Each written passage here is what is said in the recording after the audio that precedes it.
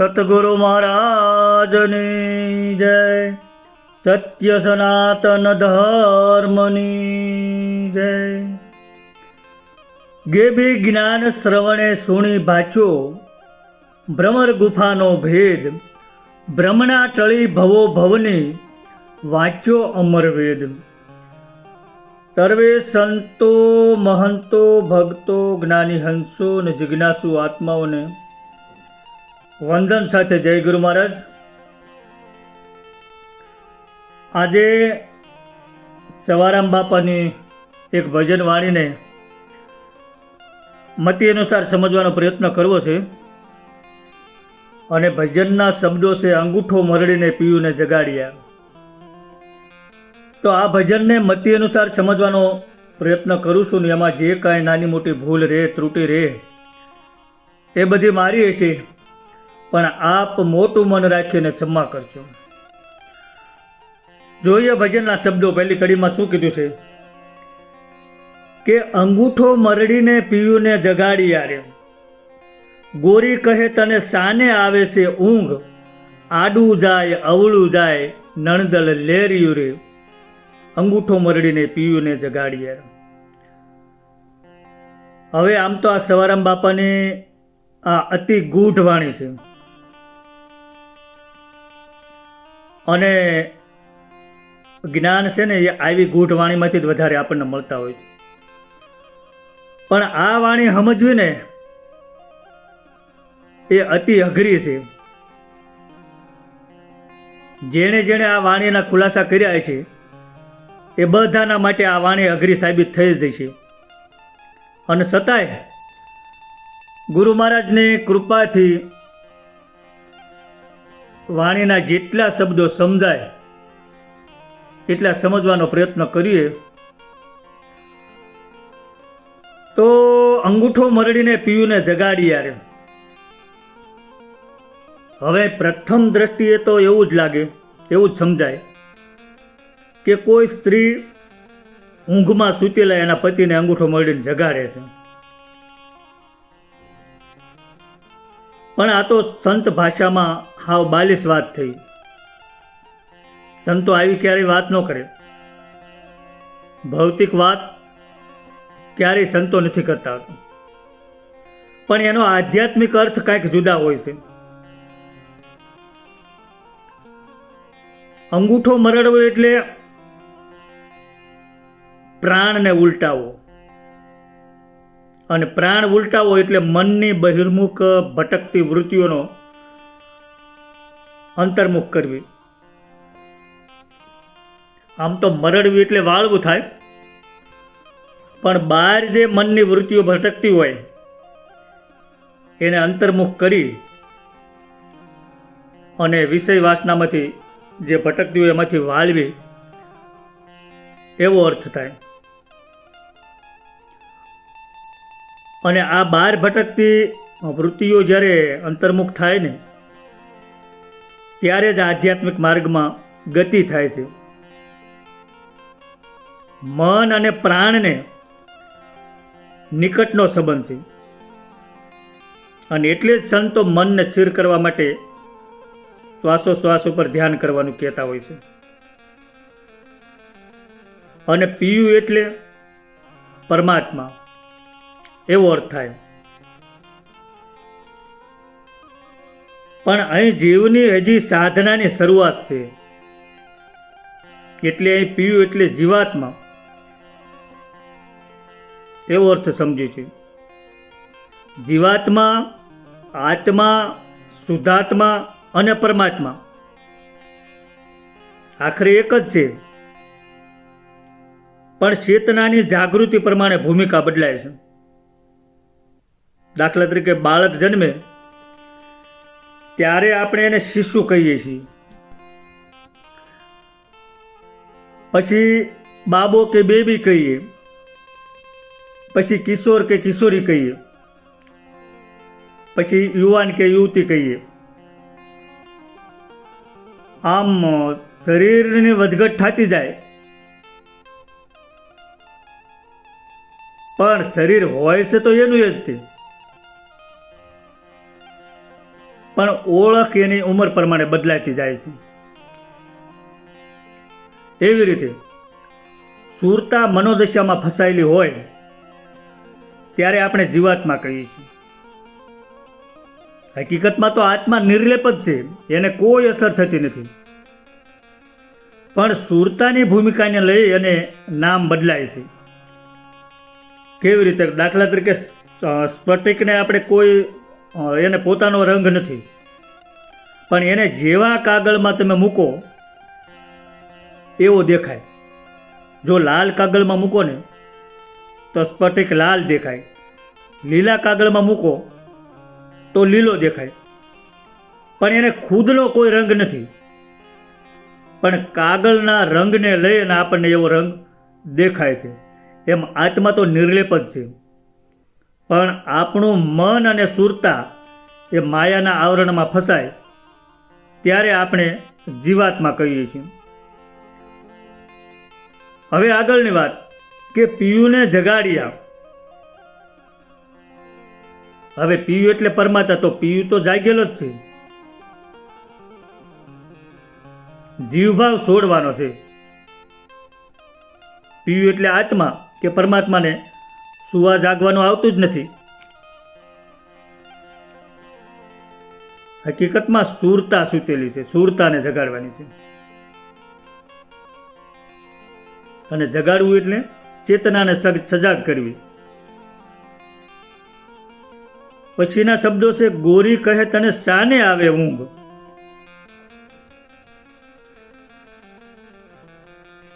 તો અહીં આત્મા પરમાત્માને નહીં, પણ પોતાના અંતરમાં સૂતેલી ચેતનાને કહે છે. ગોરી એટલે શુદ્ધ સુરતા. પરણેલી સુરતા કુંવારી સુરતાને કહે છે. એવું કેવું હોય તો કહી શકાય. શું કહે છે કે હે પ્રાણી, તું કેમ અજ્ઞાનમાં સૂતો છે? તને ઊંઘ કેમ આવે છે? પરમાત્માને પામવાનો અવસર વયો જાય છે. અહીં ઊંઘ એટલે અજ્ઞાન, દેહભાવ, વિષયની આસક્તિ. પછી કીધું છે કે આડું જાય અવળું જાય. તો આડું અવળું શું જાય છે? મન. આપણું મન છે ને એ આડું અવળું જાય છે. મન ક્યારેય સ્થિર થતું નથી. એ વિષય વાસનાના રસને માણવા દોડી જાય છે, ઇન્દ્રિય સુખમાં દોડે છે, સાંસારિક વિષયોમાં ભટકે છે.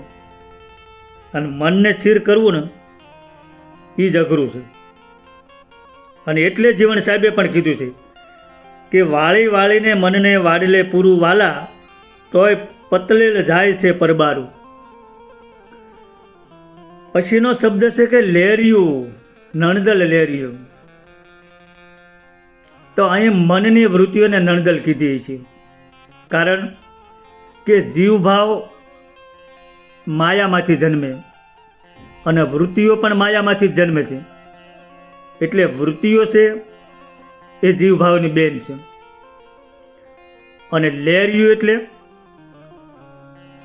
આપણે ભૌતિક રીતે સમજીએ તો તરંગોવાળી હાડી, લેરિયું બેનો જે ઉડતા હોય.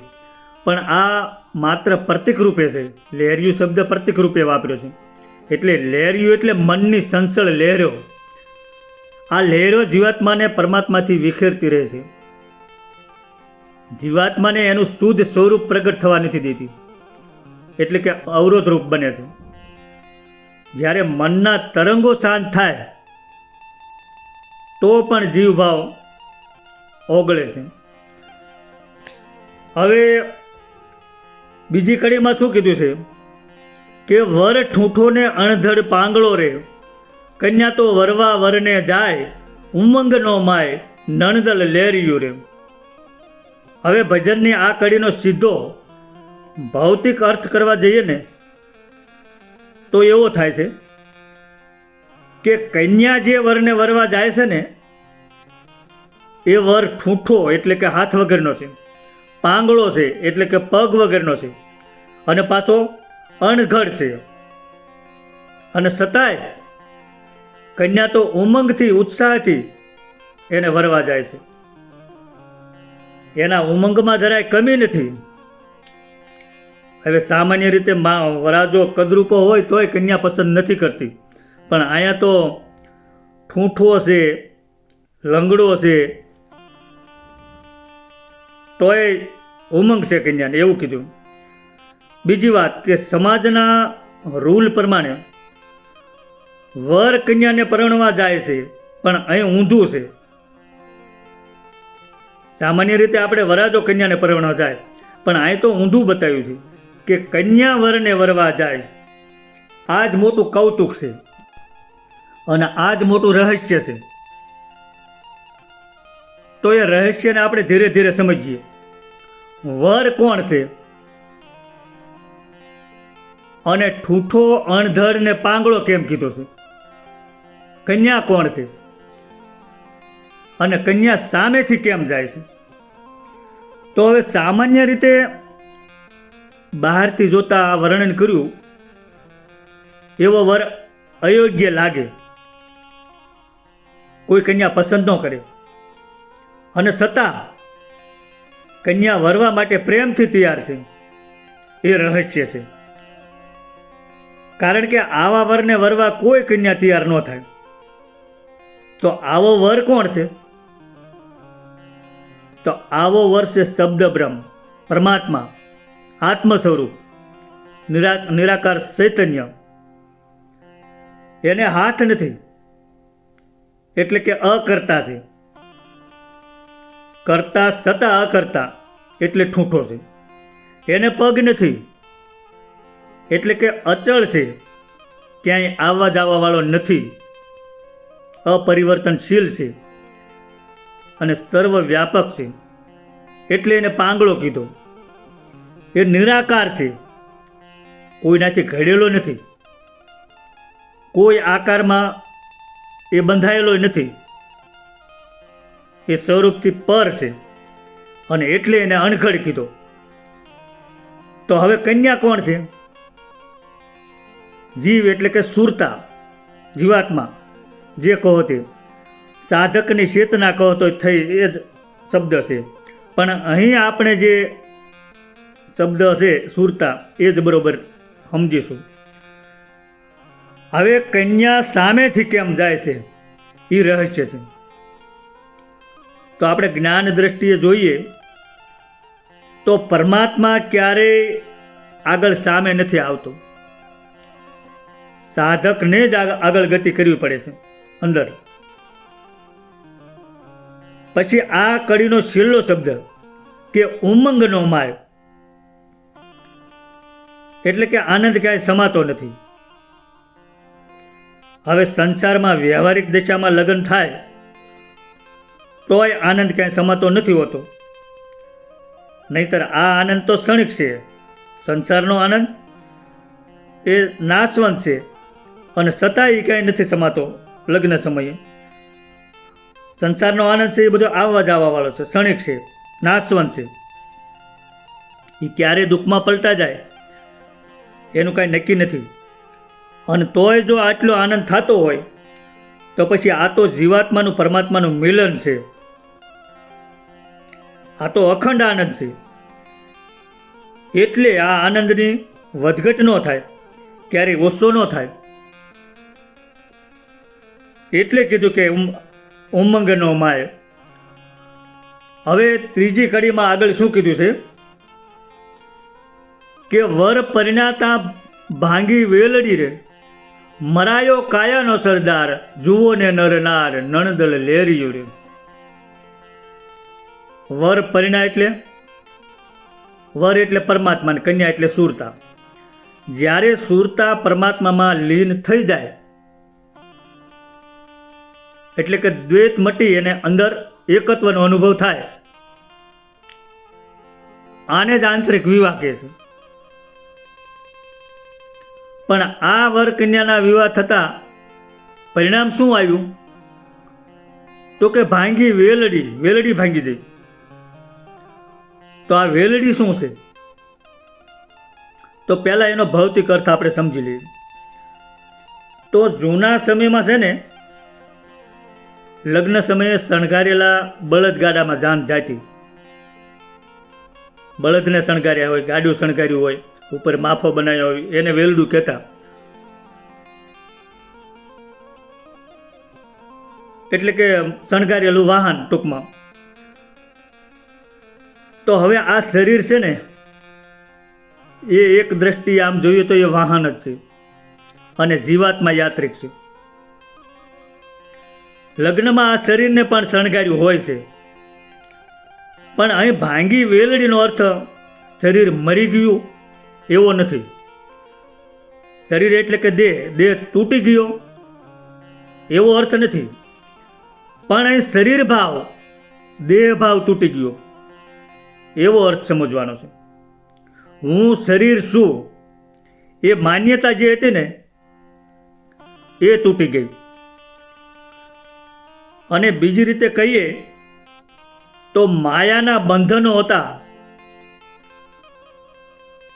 એ બધા તૂટી ગયા. વિષયોની જે આસક્તિ હતી એ બધું તૂટી ગયું. અને પછીની પંક્તિમાં કીધું કે મરાયો કાયાનો સરદાર, જુઓ નર ને નાર. તો કાયાનો સરદાર એટલે કોણ? કાયાનો સરદાર એટલે અહંકારનો હું. આપણે કહેવું છે ને હું કરું, હું જાણું છું, એવો જે અહંકારનો ભાવ છે ને એ મરી ગયો. એટલે કે અહંકારનો અંત આવી ગયો. એટલે કીધું કાયાનો સરદાર મર્યો. પછી કીધું કે જુઓ નરનાર. તો અહીં નરનાર કોને કીધા છે? તો આ 5 તત્વના દેહમાં જે ઇન્દ્રિયો છે ને અને એની તન્માત્રાઓ છે એને નરનાર કીધા છે. દેહ ભાવ મરી ગયો, અહંકાર મરી ગયો, પછી ઇન્દ્રિયો શું કરે? જોઈ રહી. ઇન્દ્રિયોને નરનાર ગણાવી એના માટે આપણે એક સંત મત લઈએ. તો સંત પાલનસિંહ એમની એક વાણીમાં કીધું છે કે રાજા રે કુડાર જેની પરજાયું કુડી. તો એનો અર્થ એવો થાય કે જેનું મન ખરાબ હોય એની ઇન્દ્રિયો પણ ખરાબ હોય. તો પરજાયું એટલે ઇન્દ્રિયો કીધી છે, અને પરજાયુમાં નર ને નાર બધા આવી જાય. હવે ચોથી કડીમાં આગળ શું કહે છે કે 5 પારખ તો પેલા મુવારે, નગરમાં હાટે થઈ હડતાલ, કરી જો વિચાર નણદલ લેરિયો રે.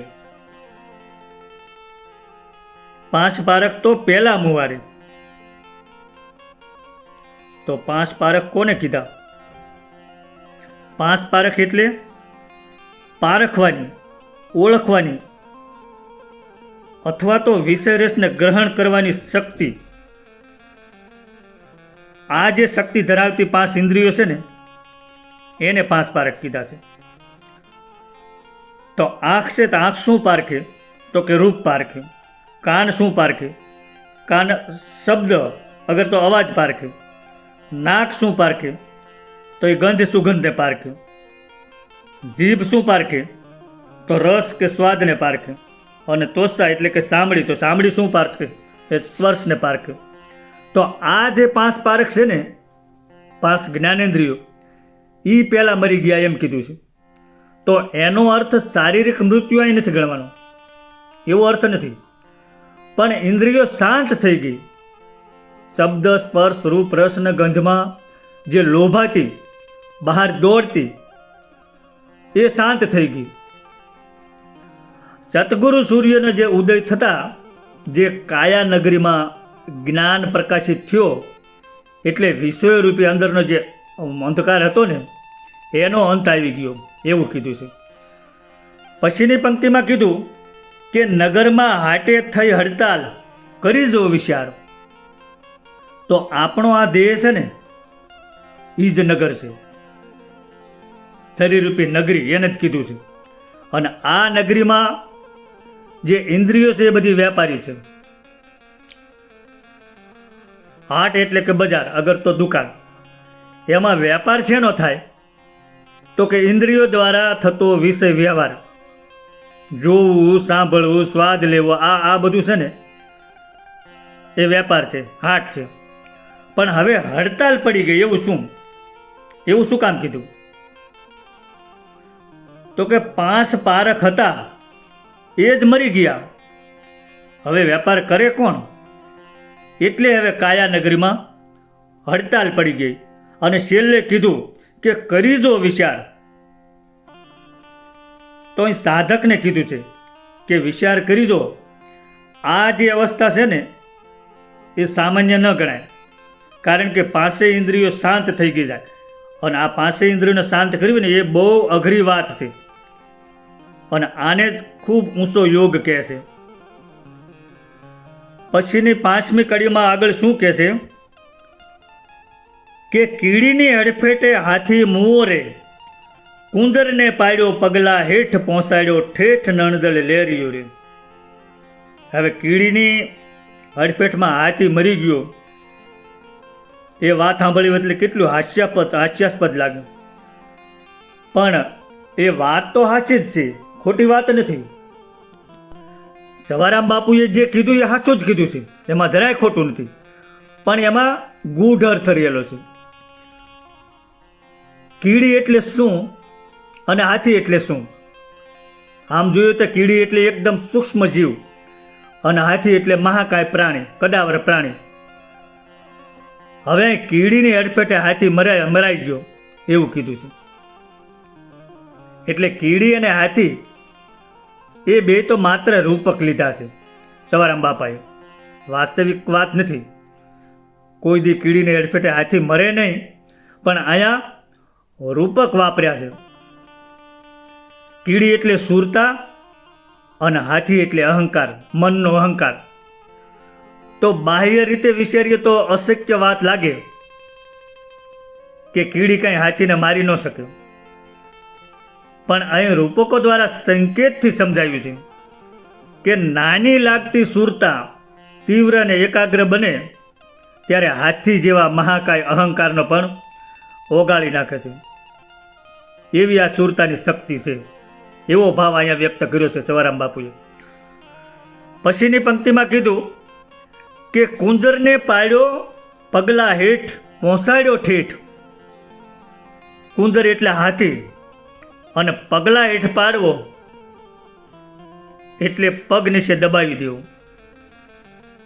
એટલે કે સંપૂર્ણ રીતે એને વશ કરી દેવો, અને પહોંચાડ્યો ઠેઠ અંત સુધી. તો એનું કહેવાનું તાત્પર્ય અહીં એ છે કે સુરતાએ અહંકારનો સંપૂર્ણ મૂળમાંથી નાશ કરી નાખ્યો, એવો ભાવ સવારામ બાપા અહીંયા વ્યક્ત કર્યો છે. હવેની 6ઠી કડીમાં સવારામ બાપા શું કહે છે આગળ કે નિર્વિધને વર પરણીને આવ્યા રે, કન્યા વર નાયા ભવજલ તીર, ધરી રહ્યા ધીર નણદલ લેરિયું રે. ભજનમાં જે ઉપલી નજરે વિરોધાભાસ દેખાય છે ને એ સમજવા જેવો છે, અને એ ઝીણવટથી ધ્યાન આપીએ તો જે નજરમાં આવ્યું છે શું વિરોધાભાસ છે. તો તમે જુઓ કે ભજનની બીજી કડીમાં શું કીધું હતું કે કન્યા તો વરને વરવા જાય, અહીં કન્યા વરવા જાય છે. સંસારમાં લગ્નથી વિરોધી વાત થઈ. આ સંસારમાં હકીકતમાં વર કન્યાને પરણવા જાય, પણ અહીં તો કન્યા પરણવા જાય છે એવું કીધું. વળી પાછું આ 6ઠી કડીમાં એવું કીધું, બીજી કડીમાં કન્યા વરવા જાય છે વરને, અને અત્યારે આ 6ઠી કડીમાં શું કીધું કે નિર્વિધને વર પરણીને આવ્યા. તો પરણવા જઈ છે કન્યા, વર તો ગયો નથી, તો પરણીને ખરેખર કન્યા જ આવે ને, પણ ત્યાં વર પરણીને આવ્યા એવું કીધું. આ વાત જ ગૂઢ અર્થવાળી છે. વિરોધાભાસનું રહસ્ય જ સમજવાનું છે. તો શું આમાં રહસ્ય છે? તો અહીં કન્યા એટલે જીવાત્મા સુરતા, અને વર એટલે પરમાત્મા. તો હવે પરમાત્મા તો અચળ છે અને અકર્તા છે, એટલે તે ક્યાંય જવા આવવા વાળો છે નહીં, એટલે ક્યાંય જતો નથી. પરમાત્માની સામે જીવને જવું પડે છે. એટલે જીવ સાધના કરે, ભક્તિની દોડથી કન્યા વરને વરવા જાય છે. પણ પછી શું થાય? પાછલી કડીમાં શું કીધું? કે નિર્વિધને વર પરણીને આવ્યા. વર પરણવા ગયા નથી અને અહીં આવ્યા એમ કીધું, કારણ કે અહીં દ્રષ્ટિકોણ બદલાનો છે. આ સૂક્ષ્મ વાત સીધી ન સમજાય, ચિંતન કરો ત્યારે સમજાય. જ્યારે જીવ પરમાત્મામાં લય પામે એટલે જીવ ગાયબ થઈ જાય, પછી હું મટી જાય છે. જીવ જ્યારે પરમાત્મામાં લય પામી જાય એટલે પછી જીવ મટી ગયો, હું મટી જાય છે, અને દ્વૈત ભાવ મટી જાય, અદ્વૈત ભાવમાં આવી જાય. જીવ પરમાત્મામાં લય પામી ગયો એટલે માત્ર પરમાત્મા જ રહે. પછી કન્યા શબ્દ જ ઓગળી ગયો એટલે વર જ પ્રગટ રહે. આ અદ્વૈત સંકેત છે. શરૂઆતમાં દ્વૈત છે, સુરતા અને શબ્દ, અથવા તો સુરતા અને પરમાત્મા અલગ અલગ, પણ અંતે અદ્વૈત છે, માત્ર પરમાત્મા. એટલે ભાષા પણ બદલાય છે. હકીકતે વિરોધાભાસ નથી, પણ ભક્તિની યાત્રાનો વિકાસ છે. દ્વૈતથી અદ્વૈત સુધીની યાત્રા જ આ વિરોધાભાસનું રહસ્ય છે. નિર્વિધન એટલે સાધનામાં કોઈ અવરોધ ન રહ્યો. અને પછીની પંક્તિમાં કીધું કે નાયા ભવજલ તીર. તો આ ભવજલ તીર એટલે અહંકારનો નાશ, ઇન્દ્રિયો શાંત, મન અમન બની જાય અને ગુરુની કૃપા થાય, ત્યારે જીવાત્મા સંસાર સાગર પાર કરી શકે છે. ભવજલ તર્યા એટલે જન્મ મરણના આવાગમનના ચક્કરમાંથી પાર ઉતરી ગયા. સુરતા પરમાત્મામાં સાથે એક થઈ ગઈ. છેલ્લો શબ્દ છે ધરી રહ્યા ધીર, એટલે કે પૂર્ણતાને પામી અને ચિત્ત પ્રજ્ઞ અવસ્થામાં સ્થિર થઈ ગયા. ચૂનમંડળમાં શબ્દ અને સુરતાની અખંડ નાદ સાથે એકતા થઈ ગઈ, એવું કહેવાનું અહીંયા સવારામ બાપુનું છે. હવે 7મી કડીમાં સવારામ બાપા શું કહે છે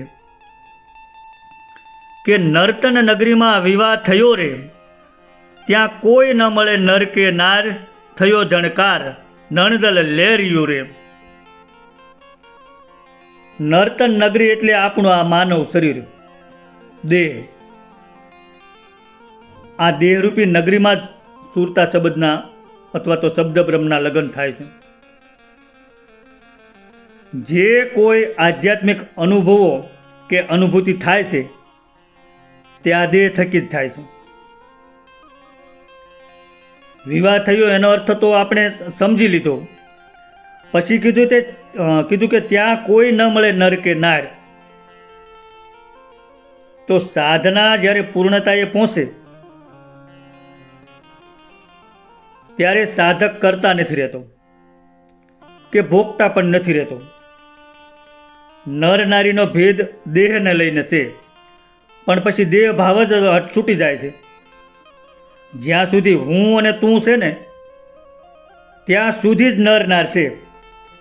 પછી જાતિભેદ સંપૂર્ણ રીતે મટી જાય છે. જીવ શિવનો ભેદ ઓગળી જાય પછી પુરુષ પ્રકૃતિનો ભેદ રહેતો નથી. એટલે કીધું કે ન રહ્યા નર કે નાર. અને પછીનો શબ્દ છે થયો જણકાર. તો આ જણકાર શું છે? શેનો જણકાર છે? તો જણકાર એટલે નાદ, અનહદ ધ્વનિ. જ્યારે દ્વૈત વિલીન થાય ને ત્યારે એના સંકેત રૂપે નાદ સંભળાય સાધકને. અને આ કોઈ બહારનો અવાજ નથી, પણ અસ્તિત્વનો જણકાર છે. એટલે જે નર્તમ નગરીના વિવાહની વાત થઈ તે આધ્યાત્મિક વિવાહની વાત છે. સવારામ બાપાએ એમની એક બીજી વાણીમાં પણ કીધું છે કે પરણે શબ્દ સુરતા નાર સ્વયંવર સદગુરુના દેશમાં. એ આ જ લગ્નની વાત છે. અને ગોરખનાથે પણ એમાં એમના એક ભજનમાં કીધું છે કે ચોપાટે રે માંડી શીખી મેં તો શૂન્યમાં ખેલું હું તો પિયુની સંગાત. આ તે આધ્યાત્મિક લગ્નની જ વાત છે. અને હવે છેલ્લી કડીમાં સવારામ બાપા શું કહે છે કે દાસ સવો કહે સુણી સોયરો રે સમજેથી જન્મ મરણ ભે જાય ગુરુ ગમ ગાય નણદલ લેરિયો રે. તો હવે સોયરાનો અર્થ આમ તો સામાન્ય રીતે નાનું બાળક એવો થાય, પણ અહીં ભજનના સંદર્ભમાં એવો અર્થ બંધ બેસતો ન થાય. એટલે ભજનના સંદર્ભમાં શિષ્ય અગર તો સાધક એને સંબોધન કરવા માટે આ શબ્દ વપરાણો છે. સોયરો એટલે જિજ્ઞાસુ, અગર જાગૃત થયેલો જીવ એવો કરી શકાય. સવારામ બાપા અહીં એવું કહે છે કે કોઈ જિજ્ઞાસુ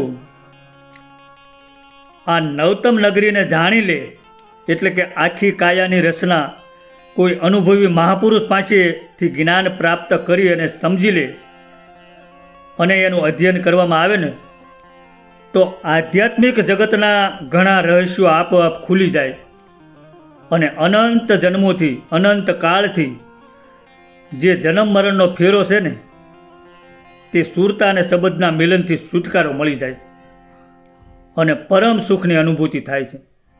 અને મનુષ્ય જન્મ તો મર્મ જાણવા મળે છે. મનુષ્ય જન્મનો ખરો ઉદ્દેશ સમજાઈ જાય છે, જેથી જન્મ મરણનો ભય ટળી જાય છે અને પરમ તત્વના ચરણોમાં સ્થાન મળે છે અને અખંડ આનંદની પ્રાપ્તિ થાય છે.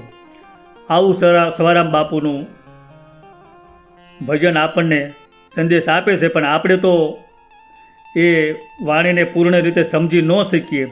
એના અમુક શબ્દો જેટલા સમજાણા એટલા આપણે આપણી રીતે સમજ્યા છીએ. સદગુરુ ભગવાનની જય.